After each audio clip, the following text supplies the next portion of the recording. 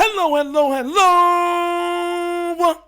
You are tuning into the episode of TheWunderkindShow. Today's second topic, it pretty much comes out that EDC was ready to move down in the 2025 draft. Look, guys, they put out a snippet, Wire did, and they were showing how much calls he was getting, all the calls that were happening before we picked in the first round. Philadelphia was one of the main people that I think the first call that he had picked up. And the one thing that he said is like, yeah, I don't mind moving down. That's the only rebuff that he has said the entire snippet of the video I'm going to show you guys. So what I'm going to do is I'm going to show it, and then I'm going to break it down even further because, mind you, can't cry over spilt milk no more. But it does go back to the fact of the Ravens are unwilling to move up for better players. Now, if you like more content like this, please remember to like, subscribe, hit that notification bell, and support the Wunderkind Show, okay? So without further ado, let's get this thing moving. Let's get it started. Times, the best trades are the trades you don't make. Wing, wing, wing. Howie, what's up, man? Hi, what's up, man? Potentially, what would you be willing to offer? Hey, what's up, man? I mean, I'm open to either, but probably this year. I'm thinking about it. I mean, my phone's ringing. I'm thinking about picking, yeah. Well, the Giants did take Jackson Dart. The Rams are on the clock, and we're on deck. Potentially, what would you offer? You got all these picks now. I'm thinking about it. I'm open to moving back. I mean, I just think it's just rolling the dice. What would you guys consider doing though? This is the one. Hey, what's up, man? Hey, all right, I'll take a look at it. I'm looking for one guy. Hey, I'm gonna pick. Guys, look, and I'm going to cut it right there. You know, and I'm not even hating no more about it because you can't really cry over it's done. I really feel like the Ravens have been doing stuff for so long a certain way that they can't see life beyond it. And what I mean by that is, and this is one of those episodes, a calm episode, it's one of those things where even remember them saying building around Lamar and certain stuff like that. It's almost like it was new to them, like, oh, wow, like, you know, we're not really used to this. It's not something we're accustomed to doing. It's not something that we're, that's regular for us. You know what I mean? We like running the ball and playing sound defense.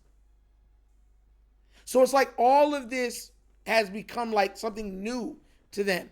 And I think the Ravens have tricked themselves into believing that the people at the bottom of the draft are just as good as the people at the top of the draft.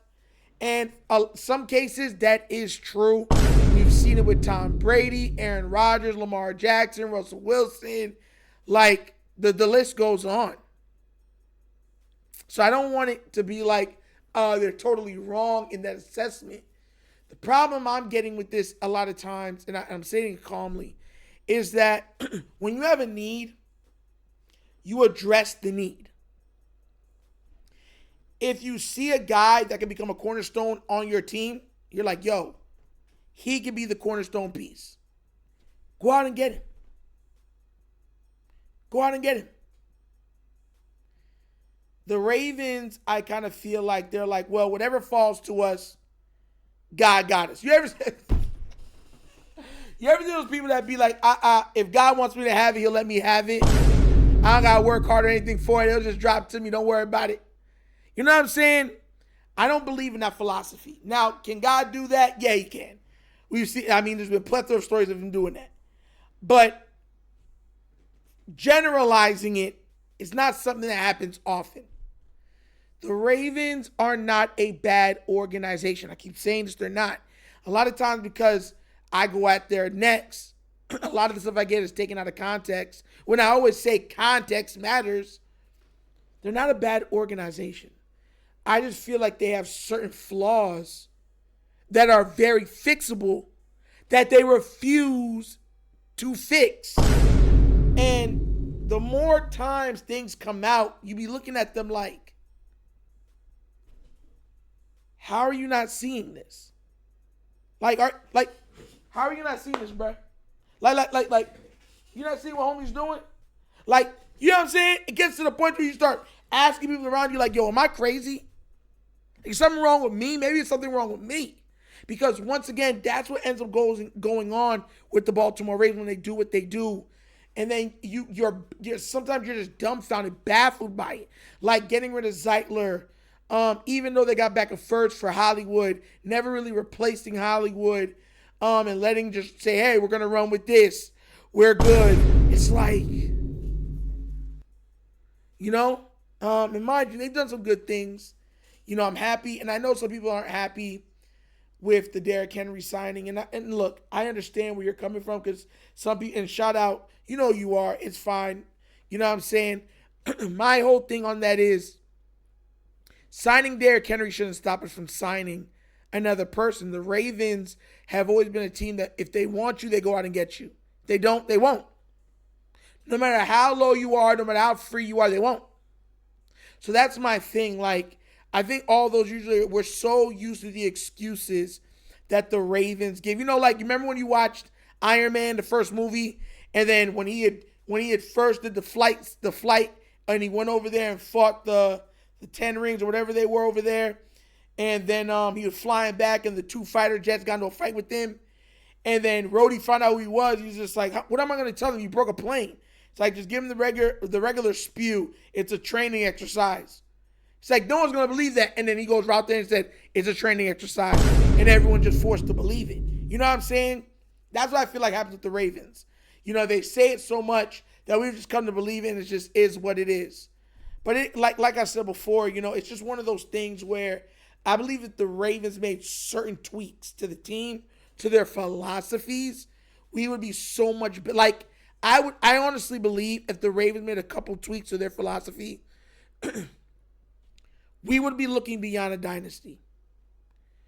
We would be looking at a team that would transcend football on the levels of, like, the Chicago Bulls and the old Showtime Lakers. You know what I'm saying? And stuff like that. Like they go above, or the Lakers when they three-peated with Shaq and Kobe. It transcends past the sport to where everybody knows, everybody sees. I believe that they'll be in that level. I believe that they can win 3-4 straight. Maybe lose in a year and win another 2 or 3 straight.